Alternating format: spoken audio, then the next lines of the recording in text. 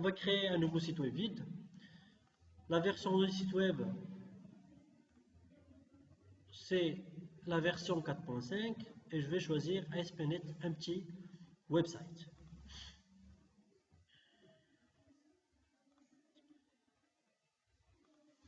Voilà. Et le nom de site web, ça va être Ajax Extension. Entrée.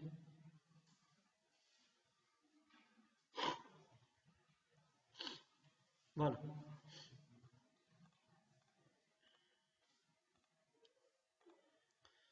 Donc, premièrement, je vais ajouter une page ASPX default. Cette page, je vais mettre un label.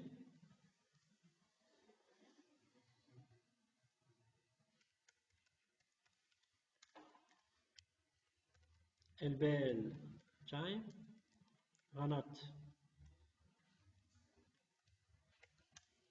serveur, un saut de ligne et un bouton.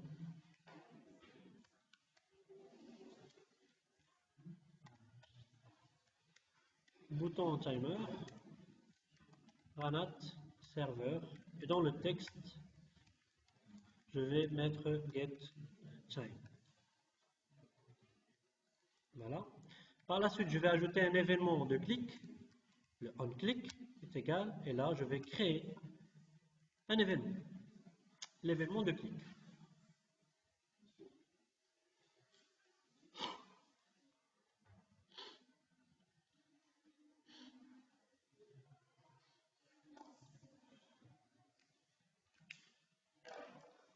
Mohamed Amin.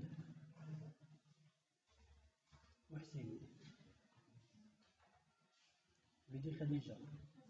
Belghiti Yassine. Rah Mohamed.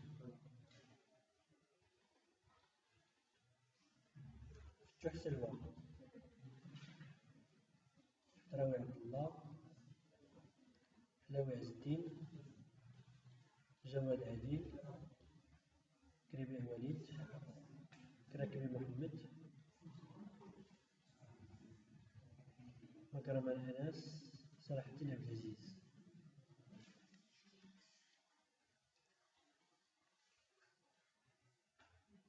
طيفوت رضا. بغدادي نور الدين. بنحمي مصطفى أمين. بوتوس الفتي. البناني محمد. جوني دنيا. الريح زينب. جاوي الحنان.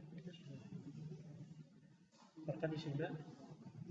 نور الدين حمزة. رحموني مشعيب. سرادني وليد.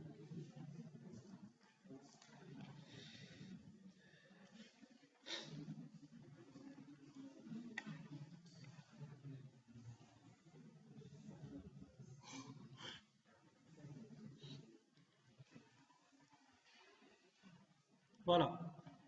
Maintenant, je vais passer dans le code behind pour que je puisse afficher la date au moment de chargement de la page, et aussi je vais afficher la date au moment du clic sur le bouton. Donc je passe vers le code behind, F7, et là je vais créer une fonction qui retourne un string, private string, je vais l'appeler get chime, et là qui va me retourner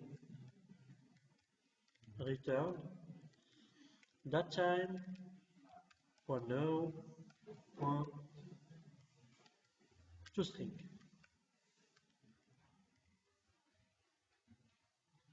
Par la suite, dans mon page load, je veux afficher la date juste au moment de chargement de la page la première fois. Comment je vais savoir est-ce que le chargement de la page c'est la première fois ou pas? C'est un postback.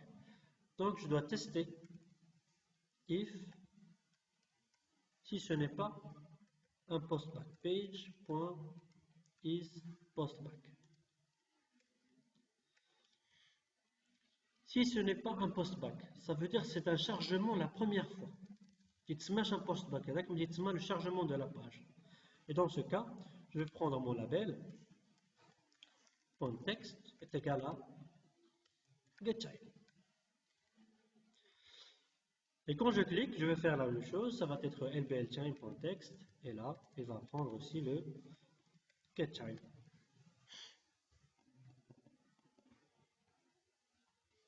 Voilà. C'est bon? On fait le test? On fait le test.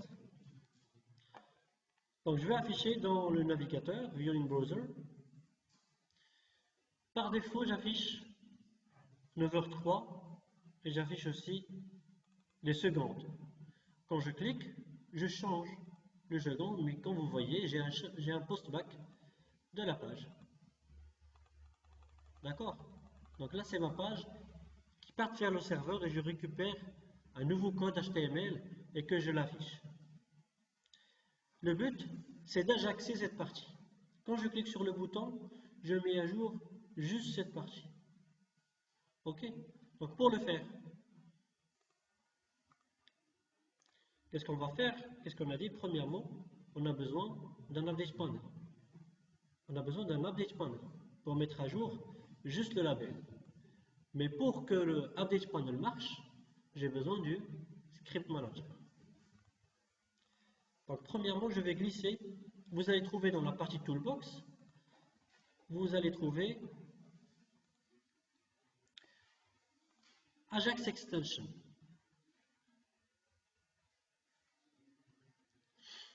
Le tab Ajax Extension, il contient Script Manager Proxy, Timer, Update Panel et Update Progress. Donc nous, on va glisser premièrement le Script Manager et par la suite, on va glisser l'Update Panel.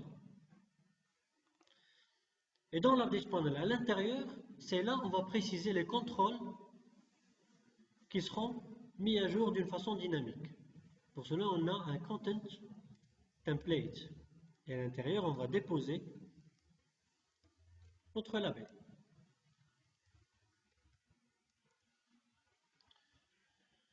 Maintenant,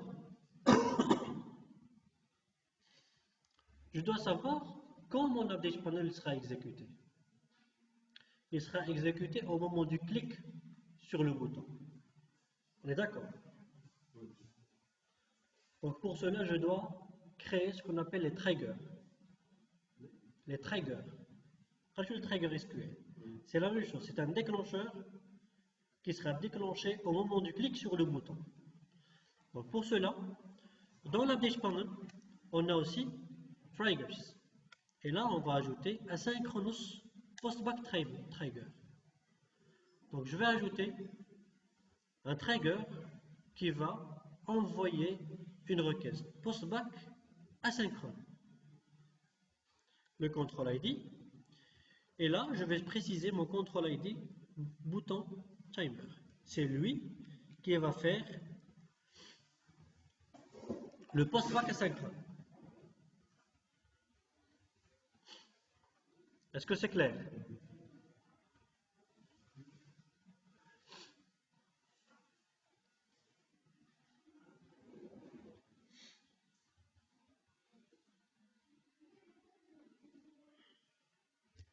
Voilà.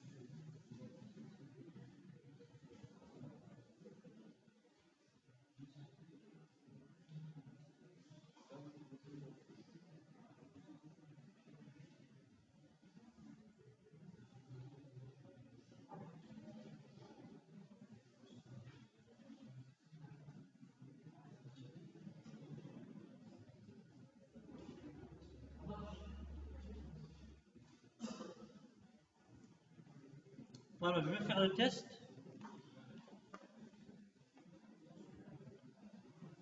Donc là, quand je clique sur le GetTime, comme vous voyez, j'ai pas un chargement de la page, mais j'ai juste un changement de mon label.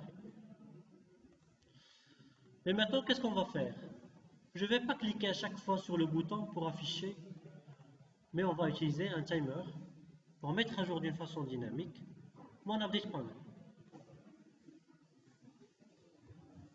Pour cela, je vais glisser un timer. Ok? Mon timer, il a un créneau, plutôt un intervalle, qui va exécuter un code, qui va exécuter l'événement tick, chaque intervalle. Et l'intervalle, l'unité de mesure, c'est en millisecondes. Donc nous, qu'est-ce qu'on veut faire? On va afficher une minuterie. Chaque seconde, il change des valeurs, qui prend la valeur actuelle. Donc pour cela, premièrement, on va changer l'intervalle en 1000 millisecondes. Et je vais ajouter l'événement tick. Pour chaque tick, je crée un événement.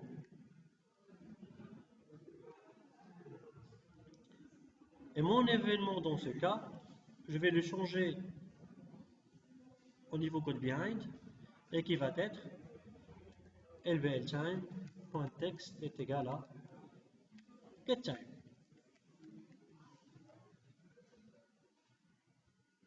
Voilà. Donc j'ai créé l'événement tick. Pour chaque tick, chaque seconde, il va rentrer et il va modifier mon label.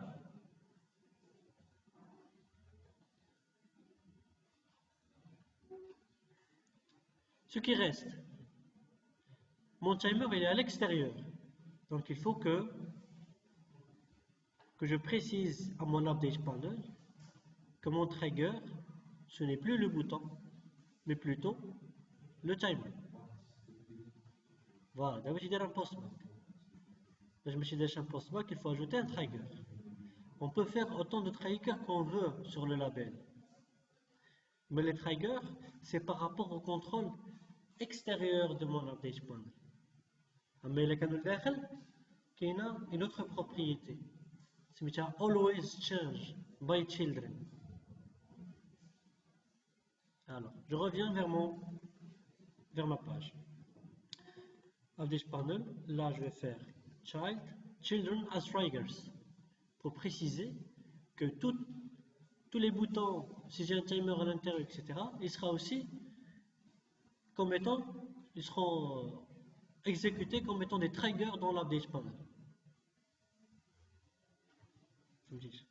Si j'ai un bouton à l'intérieur, si j'ai pris le bouton timer, celui-là, je l'ai mis à l'intérieur de mon update panel. Je dois préciser via une propriété dans l'update panel qui dit que children, tous les contrôles qui existent à l'intérieur de mon update panel seront considérés comme étant des triggers. Et je ne vais pas les préciser dans la partie trigger. Puisque dans la partie trigger, je précise juste les contrôles qui sont à l'extérieur de mon update panel. D'accord? Voilà, donc je vais ajouter un deuxième, asynchronous postback trigger, control ID, et là ça va être mon timer 1.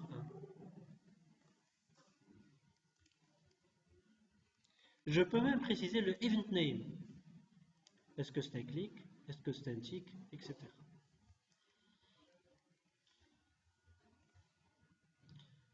Je vais changer le label. Je vais mettre du forecolor en yellow. Un background color, je vais faire du red. Et le font size, je vais mettre un font size large.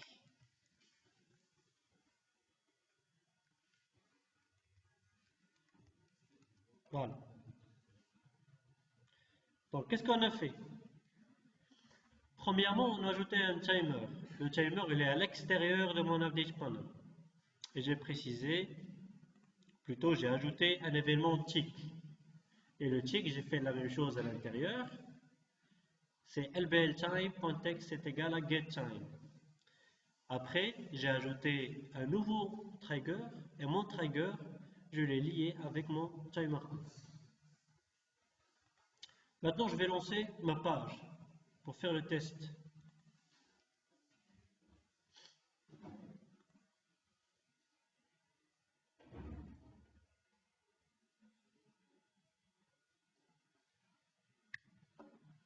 Voilà. Donc là, pour chaque seconde, il change d'une façon dynamique. Mon update panel, et automatiquement, il change mon lab. D'accord?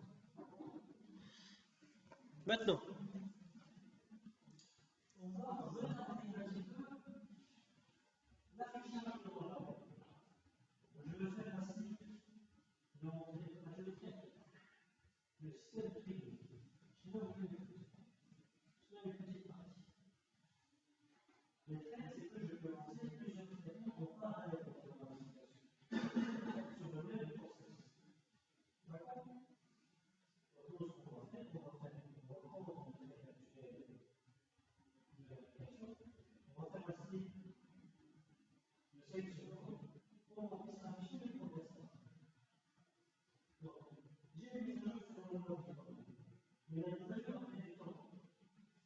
Chaque temps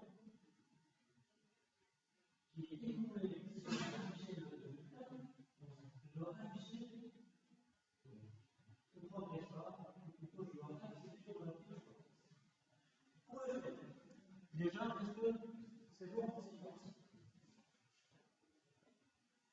Tout le monde arrive à afficher le time actuel.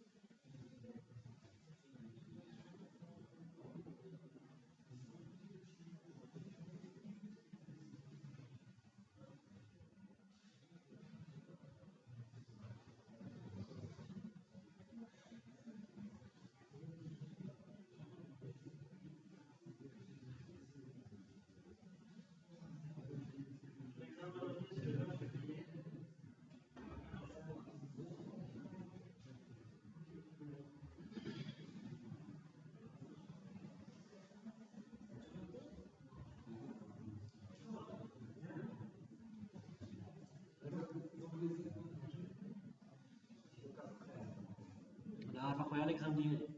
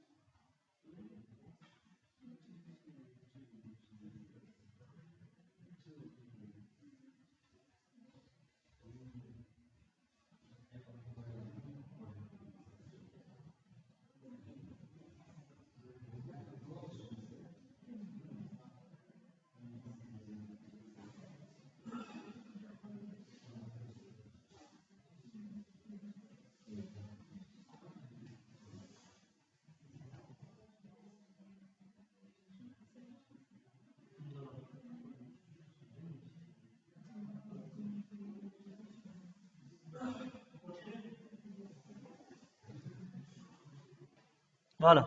Donc, qu'est-ce qu'on va faire? On va afficher un update progress. Mais pour afficher un update progress, on doit simuler une lenteur. Donc, pour faire une lenteur, qu'est-ce qu'on a dit? On va changer le thread. On va prendre le thread et on va faire un slip. Donc, je vais faire un système en threading.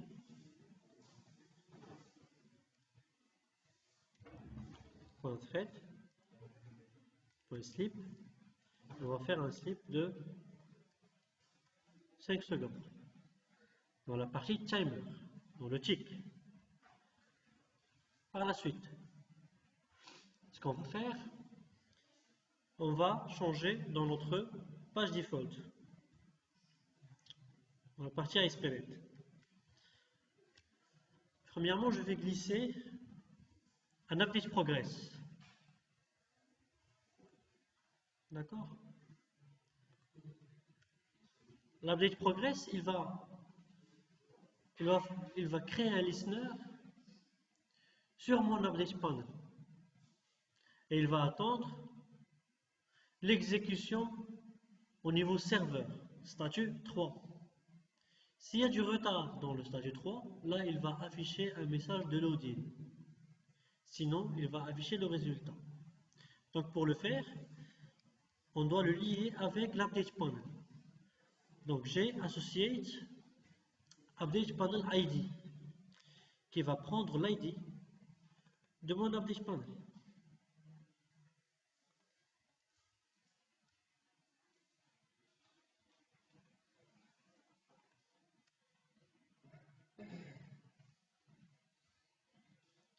Par la suite, je dois écrire du message où je dois mettre une image de chargement. Pour cela, j'ai la partie Progress Template. Et à l'intérieur, je peux écrire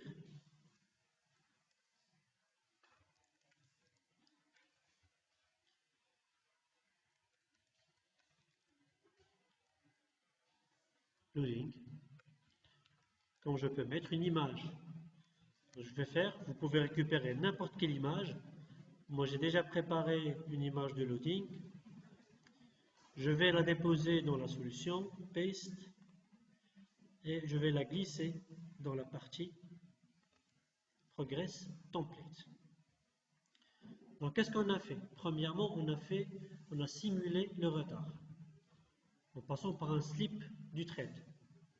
Après, on a ajouté un update progress et on a fait la liaison entre l'update progress et l'update panel en passant par la propriété associated update panel ID.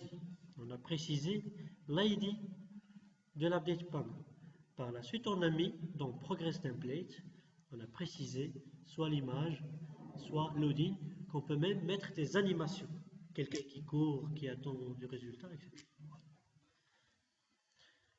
Je vais lancer ma page pour le test. Voilà. Donc on va attendre. Ça ne va pas marcher puisque, en fait, l'update panel, qu'est-ce qu'il va faire? Il va appeler un timer. Et le timer, il est à l'extérieur de l'update panel. Il va exécuter un événement à l'extérieur de l'update panel. Cet événement, il ne sera pas considéré comme étant un événement qui change l'update panel. Dans ce cas, il faut qu'on ajoute le timer à l'intérieur de l'update panel. Et on va enlever le trigger puisqu'il est à l'intérieur.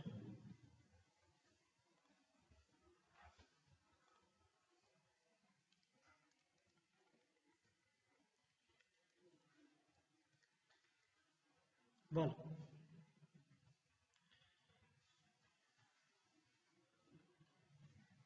L'update progress. Par la suite, l'association entre l'update progress et l'update panel est récupérer le timer et le mettre à l'intérieur de l'update panel et enlever le async postpack trigger du timer.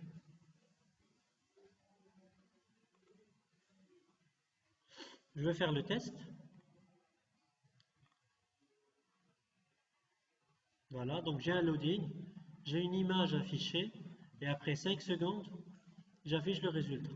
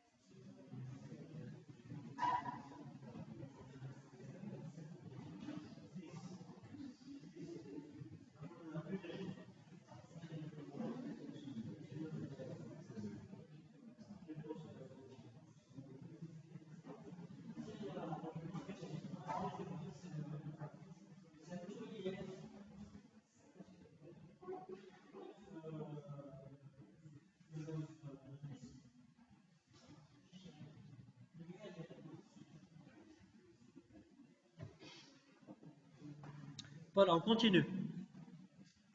Maintenant, ce qu'on va faire, on va faire une méthode de division qui va diviser un nombre en entier sur 2 et qui va me retourner le résultat. La méthode, on va la déposer, on va la créer à l'intérieur d'un web service. Et on va appeler le web service à partir du code JavaScript.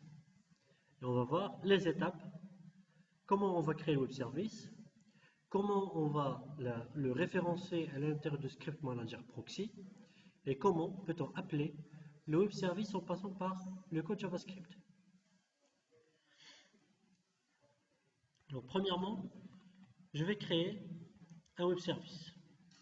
Add new item au niveau du projet, et je vais chercher web service.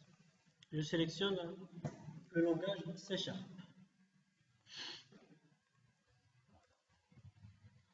Math service. Donc là, on va ajouter notre méthode qui retourne un string et qui fait la division. Premièrement, en fait, c'est pas string, mais ça va être décimal. Div int arg. Et là, je vais retourner l'argument divisé sur 2.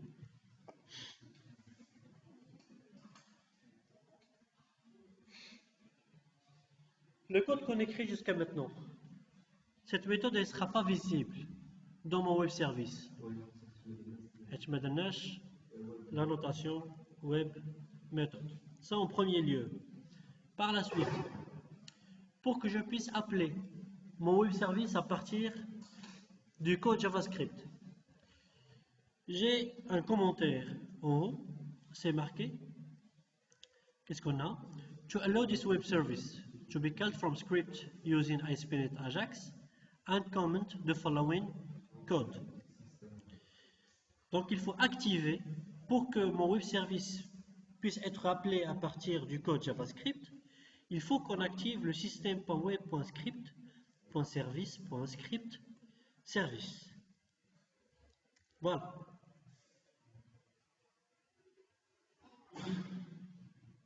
D'accord?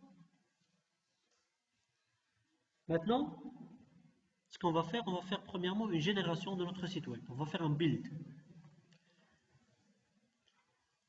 Après, je vais créer une nouvelle page. Je vais l'appeler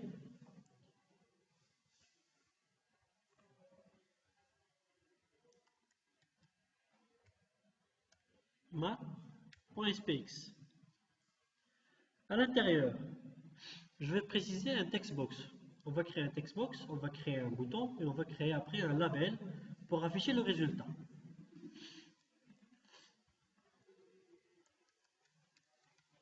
Donc là, j'ai le textbox, ID txt value, ou plutôt txt argument, ranat serveur. J'ai après un bouton. Mon bouton, je vais créer un bouton HTML et non pas un bouton serveur, puisqu'il va juste m'appeler le code client, une méthode JavaScript. Donc le type, ça va être un button. Et on clique, je vais créer getDiv, qui sera une méthode JavaScript. Et à la fin, je vais ajouter un label avec un ID LBL result. Donc j'ai un textbox. Je remplis le textbox. Je clique sur le bouton. Je dois appeler un code JavaScript qui va me retourner le résultat et l'afficher dans mon label. D'accord? Voilà. Ça, c'est la première partie. Maintenant, le getDiv, ma méthode, c'est une méthode JavaScript qui va appeler un web service. Mais le web service, il n'est pas référencé dans la page. Pour qu'il soit référencé, j'ai besoin d'un script manager proxy. Donc, premièrement, je vais ajouter un script manager.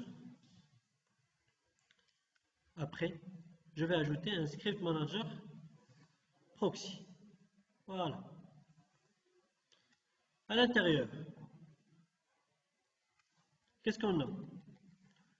On a service pour référencer notre web service, ASP.service référence. Et à l'intérieur, on va préciser mat service.icmx.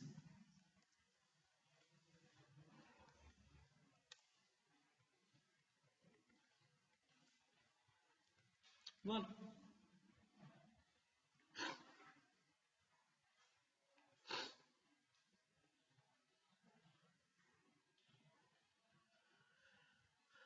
Le script manager proxy, qu'est-ce qu'il nous permet de faire? Il va permettre de rendre le web service visible dans le code JavaScript qu'on va écrire. Voilà, maintenant, on va détailler notre getDiv. Nous allons implémenter la méthode. Au niveau JavaScript, donc on va se situer dans la partie head. On va ajouter notre script type text JavaScript. Et là, on va faire function get div et qu'on précise un argument qu'on va le récupérer.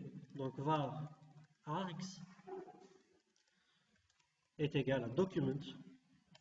On doit récupérer la valeur saisie dans le textbox au moment du clic sur le bouton. .getElement by id, et là on va préciser le txt args.value. Vous n'allez pas trouver .value, mais c'est une propriété JavaScript. Donc si vous écrivez juste value, ça va marcher. Par la suite, on doit appeler notre web service. Donc je vais faire var service est égal à new mat service. Et le mat service, c'est le nom de la classe de mon web service. Après service.div, c'est ma méthode qui va prendre des paramètres. Le premier paramètre, c'est ce qu'on a saisi dans le textbox. Par la suite,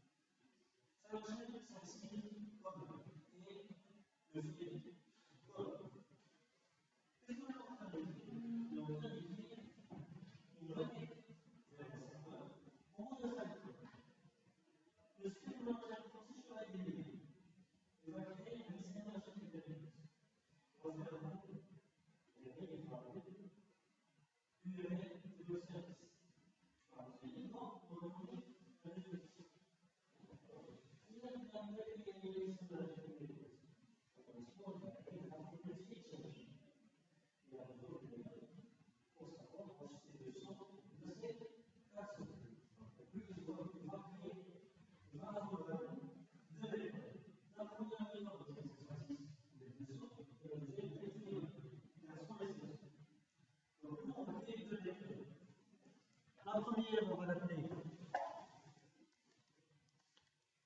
onSuccess et la deuxième, on va l'appeler onFailed.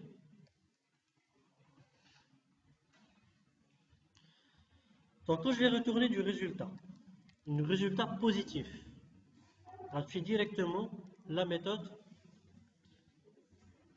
onSuccess qui va prendre comme paramètre results. Et ce results, on va l'afficher dans le label. Donc je vais créer mon label, je vais le récupérer qui s'appelle LBL results et LBL dans le texte content est égal à results. Sinon, si c'est une erreur, dans ce cas, c'est une nouvelle fonction on failed, qui va prendre aussi results, et dans ce cas, j'aurai une alerte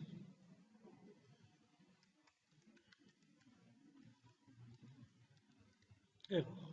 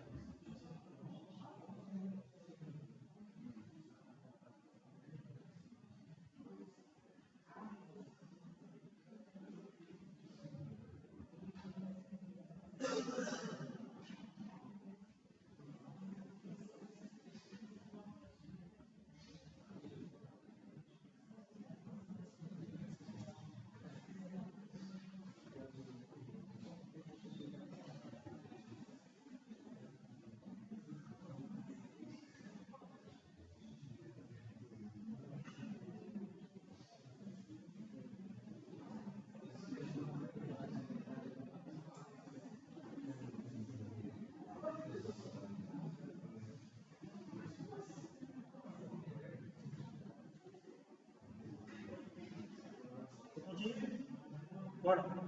Donc là, on a fait.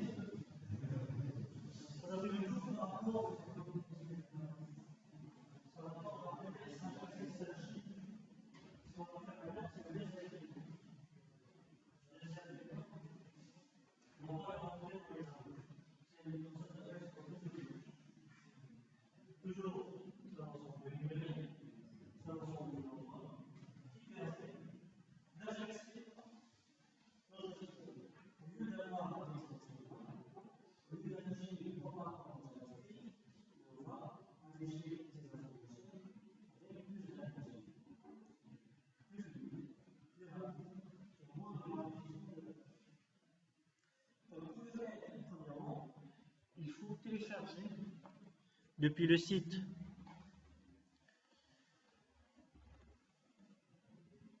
Codeplex, peut-être même Codeplex.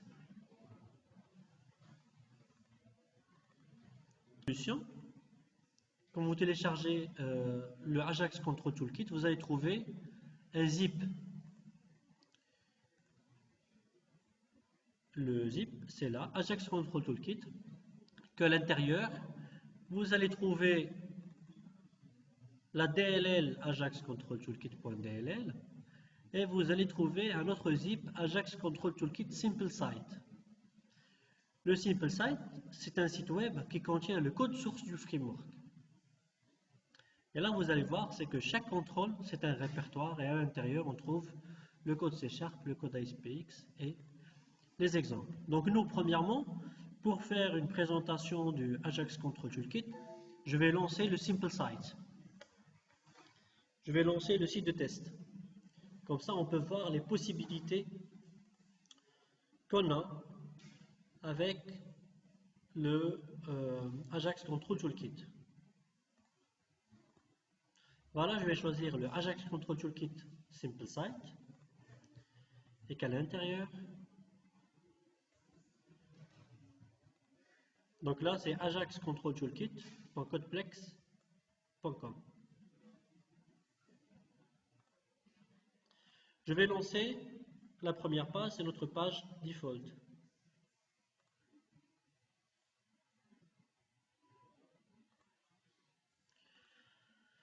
Voilà, donc c'est un site qui va me présenter tous les contrôles et toutes les possibilités offertes par Ajax Control Toolkit. Alors, la première possibilité, c'est l'accordéon. Un accordéon, c'est juste une des zones que je peux les cacher, de faire un hide ou faire un collapse de mon contenu, d'une façon animée et aussi d'une façon asynchrone, sans avoir un rafraîchissement de la page. J'ai Ajax File Upload, que je peux télécharger un document et voilà, je dis que je peux le glisser même. Je peux prendre un fichier et je peux le glisser à l'intérieur de la page. Always Visible Control. Donc là, c'est ce qu'on a fait. Current Time qui est affiché. On peut changer la position comme on veut. On peut faire des animations au moment du clic. On peut afficher des graphes. On peut faire de l'autocomplete. C'est une possibilité très utilisée. L'autocomplete. Et que quand on va faire un saisie, là automatiquement il va nous remplir le texte d'une façon asynchrone. On a Balloon Pop-up. Et là, ce sont un help qui nous donne des informations par rapport aux fonctionnalités du textbox. Bar chart. Aussi, on peut afficher des statistiques en web. Bubble chart. C'est d'une façon animée, on peut afficher des statistiques, calendar, c'est une petite pop-up affichée à côté de textbox avec plusieurs possibilités. Voilà, je peux naviguer, avancer, etc. Cascading Dropdown, c'est juste une mise à jour d'une façon asynchrone par rapport aux données. Donc là, je synchronise les drop-downs sans avoir un postback. Color Picker, c'est que je peux piquer une couleur et récupérer son code. On a Confirm Button, c'est une confirmation soit en mode JavaScript standard, soit en mode Ajax. Et là, on bloque le background et on a juste la partie confirmation. Drag Panel, c'est une fenêtre qu'on peut la déposer n'importe où dans la page.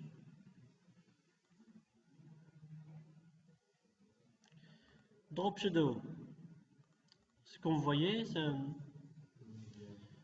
un div qui a un style différent, qui sort et qu'on peut l'utiliser surtout dans la partie authentification.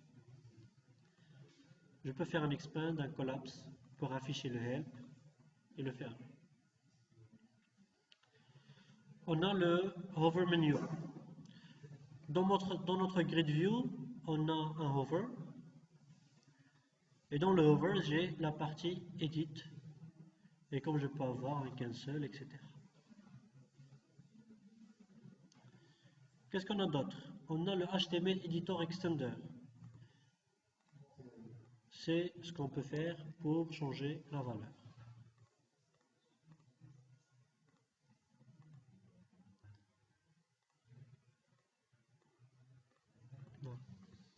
Okay, pour écrire un contenu riche. Numérique up-down. Ça, on a par défaut maintenant en HTML5 pour afficher des valeurs. Modal pop-up. Les modal pop-up, ce sont des pop-up et qui permettent de griser le background et qu'on ne peut pas le changer.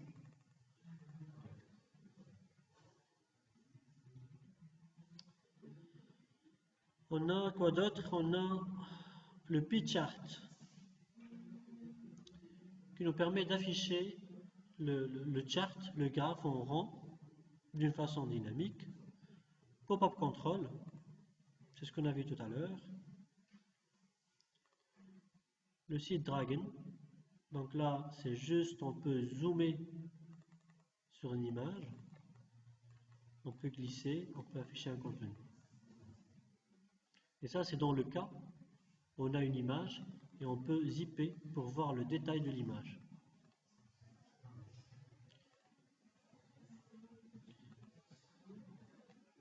Ici la même chose, donc là quand vous voyez c'est que l'image elle n'est pas la résolution de l'image très détaillée, donc on peut rentrer pour voir vraiment le détail de l'image.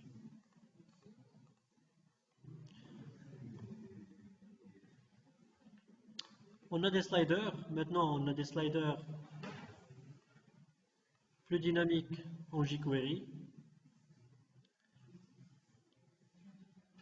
On a rounded corner, et là on peut changer la taille.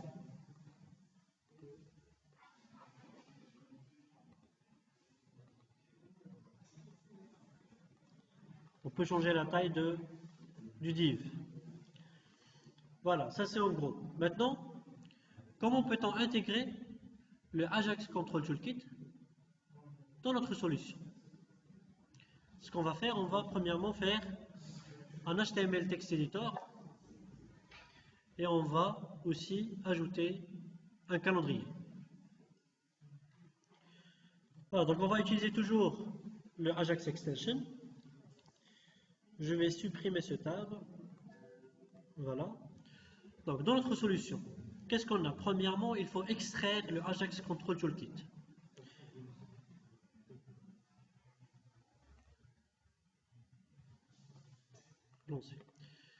Donc il faut extraire Ajax Control Toolkit et avoir tous les DLL à côté. Par la suite, je prends mon toolbox, la fenêtre toolbox, je vais ajouter premièrement Add Tab et je vais mettre Ajax Control Toolkit pour afficher les contrôles dans Visual Studio. Par la suite, j'ai Choose Item. Et là, je vais appeler ma DLL pour qu'il me récupère tous les contrôles qui ont été développés. Donc là, je vais choisir Ajax Control Toolkit depuis le répertoire que j'ai décompressé. Open. Et là, il va m'extraire tous les contrôles avec leur namespace.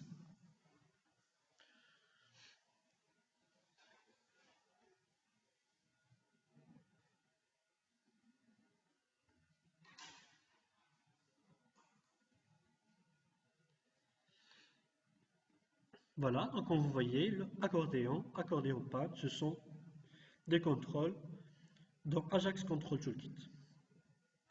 OK. Automatiquement, il m'a ajouté dans le tab Ajax Control Toolkit l'accordéon, Ajax File Upload, Animation Extender, Area, Bar Chart, Balloon Pop-up, etc. Tout ce qu'on a vu dans le site web. D'accord?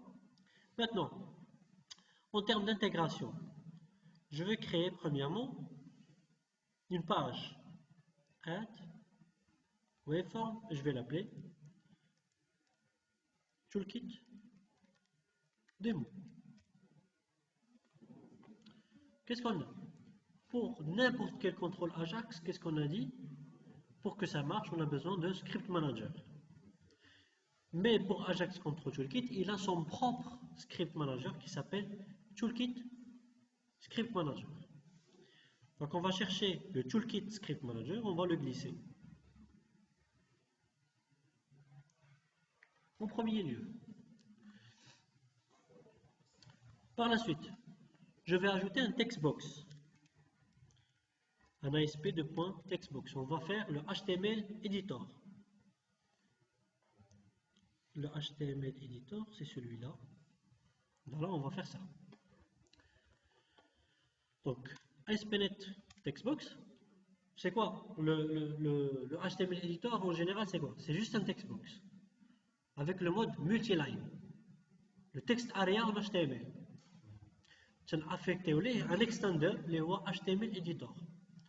Donc j'ai mon textbox, je vais préciser un ID, je vais l'appeler text editor, Ranat serveur. Je vais préciser son colonne, je vais mettre colonne 80, rows, je vais faire aussi 80, ou plutôt 40. Et le mode, text mode, c'est pas un textbox normal, mais c'est un textbox multiline qui contient plusieurs lignes. Par la suite, je vais glisser le HTML text editor. Il est où? Il faut qu'elle cherche. Voilà. HTML text editor. Mon HTML text editor, il a besoin de faire une liaison avec le textbox. Donc j'ai une propriété target control ID qui va prendre l'ID du textbox, le text editor. Par la suite, pour qu'il puisse convertir le code qu'on va mettre en HTML, il a une propriété smitha Sunny Sizer qui permet de faire la conversion. Nous, on ne va pas faire de conversion puisque c'est juste une configuration de web pas config. On va faire un enable sanitization en false. Déjà le mot il est un peu chelou. Voilà. Donc nous on a fait la liaison avec le text editor avec le textbox. On va l'afficher. automatiquement, il va nous créer le textbox, il va ajouter l'extender sur le textbox pour afficher un contenu. Donc nous, on va écrire à l'intérieur et on peut aussi changer la valeur de chaque partie. Voilà, on va mettre du rouge, on va changer la couleur de chaque partie et on peut mettre, au lieu de Arial, un Thomas, voilà, etc. Donc, la propriété que j'ai mis en Enable False, qu'est-ce qu'elle permet de faire? Elle permet de convertir tout ce qu'on a écrit à un autre mode, le mode HTML. Le contenu CMS. On peut mettre un contenu et qui va être converti en HTML. Si je reviens, il y a de la partie AD. Donc automatiquement, soit dans ce contenu, donc ici à l'intérieur, si je vais écrire du code, je vais changer la couleur. Là, automatiquement, si je passe au mode HTML, vous voyez qu'il a appliqué du RGB sur le textbox qu'on a écrit. Donc cette partie-là, ça s'appelle Sanized ou Sanization ou je ne sais pas quoi. Donc ce nom, il permet de faire la conversion. Mais cette conversion, il faut qu'on ajoute une configuration dans le webpack-config. Si vous voulez l'intégrer, il y a la partie détail, il y a la description dans le site web, mais il y a aussi le détail. Qu'est-ce qu'on peut mettre comme configuration par rapport au contrôle? Il y a aussi la partie security, et voilà la configuration de Sanitizer qui permet de faire la configuration du provider. Maintenant, pour avoir le développement rapide, qu'est-ce qu'on peut faire? On peut passer directement au design, glisser un textbox standard, et mon textbox, il va me proposer, est-ce que je peux ajouter un extender? À côté, tu veux lire Add Extender. Oui. Et il va me proposer le contrôle de l'Ajax Control Toolkit. Des contrôles comme HTML Editor, le Hover Menu, le filter Textbox. Je peux aussi choisir le calendrier Extender, ou là le Color Picker. OK. Et là, automatiquement, il va ajouter la liaison. Il va ajouter le Extender. Et quand j'affiche, vous allez trouver mon textbox, et quand je clique sur le textbox, automatiquement il va m'ouvrir le calendrier à côté.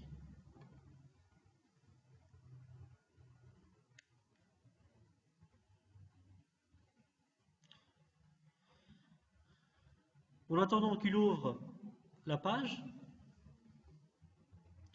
quand j'ai glissé le Script Manager, le Toolkit Script Manager, Visual Studio, qu'est-ce qu'il m'a fait? Il m'a ajouté les DLL automatiquement dans mon projet. Des DLL par rapport à la culture. Sinon, à la fin, il m'a ajouté le Ajax Control Toolkit. Le Ajax Min, c'est la même DLL, mais elle est compressée.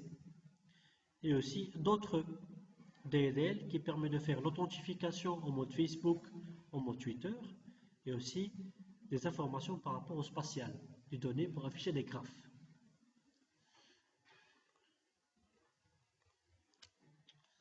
Je vais fermer, réouvrir la page.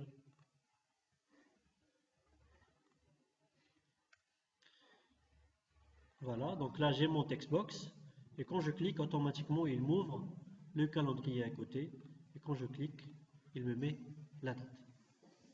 C'est clair? Voilà, donc je vous laisse faire la même chose.